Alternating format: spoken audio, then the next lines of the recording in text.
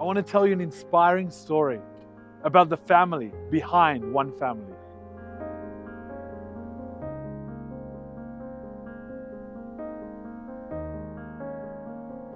It was 2001, and a young, redhead 11-year-old girl, Michal Belzberg, was about to have the bat mitzvah of her dreams, everything she always wanted.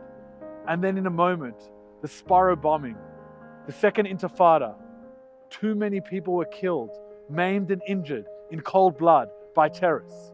She thought to herself, how can I have a normal bat mitzvah like everyone else? How can I celebrate? And in a moment, together with her parents and her family, she decided instead to assist those in trouble, to support those in need. She canceled the bat mitzvah and invited family and friends to send the money that they were going to give to her, that they were going to spend on the celebration and to support these people. In that moment, one family was born. The CEO of this organization, Shantal Belzberg, the mother of Michal Belzberg, just thinking that she was going to give a bit of money, she realized, "B'makom she'ein ish, hishtadel liot ish." In a place where there is no person, you need to be that person. And she got up, and ever since she's devoted her life to this cause. Just last week, I spoke to her at 2 a.m. as she was still working, as she does every single night, to look after one victim of terror, to make sure that their life was enhanced. Her husband, Marc Belzberg, the chairman of the One Family Fund, devotes every single moment to making these children's lives better. It started off with Shiva visits, as victims of terror needed people the most. Marc and Shantal were there to listen, were there to support. They invited them to their Shabbos table until they outgrew their Shabbos table. They have camps, they have seminars, they have events, they have momentous opportunities. They're there at the most tragic, difficult times when people are on the floor to help pick them up and help them pick themselves up. And they're there at the celebrations, at bar mitzvahs, at bat mitzvahs, at weddings, at the best times, because the gaping hole that they have will never fully be filled. But Marc and Shantal are there to be their family and there to expand their family.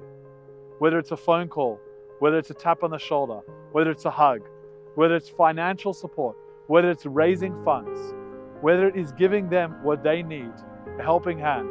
Marc and Shantal are there every single step of the way to ensure that they are dedicated to the rehabilitation of their family. October 7 was an awakening for all of us, but not everyone was ready. While everyone came out of the woodwork, one family was ready. And not just from that moment, but 2 decades prior, Marc and Shantal have been devoting their lives to be building. They were ready because they had the infrastructure. They had the social workers, they had the psychologists, they had the relationships, they had the network, they had the understanding of how to build and create and support resilience and how to deal in these times. And they went into overdrive. While all the soldiers put on their uniforms, including their own children, they didn't need a uniform because their regular clothing is their uniform. It's what they do day in, day out. They went into Miluim, reserve duty, which was just double what they'd done till now. This isn't an organization. This isn't even a movement. It's a way of life.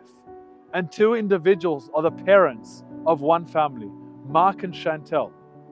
There's one of the most tragic groups in Israeli history called the Sayeret, a special group, which means elite unit, within the One Family Fund of children that have lost both parents as victims of terror.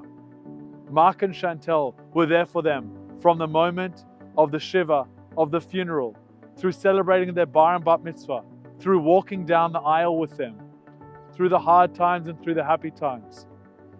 On October 7, unfortunately, this group grew more than it ever did since its inception. And at a special Hanukkah party with Marc and Shantal, the Vatikim, the older people that were there for years, went to the new people that just joined the family, a family that no one wants to be part of, and said, don't worry, you've lost your parents. It's terrible, it's difficult, but there are 2 people that are going to be your adoptive parents, Marc and Shantal Belzberg, that were there for me when I lost mine, but were also there for me when I needed dating advice, when I needed a shoulder to cry on, when I needed support for my homework at school, when I needed to decide which university I was going to go to, and when I needed someone there for every step along the way.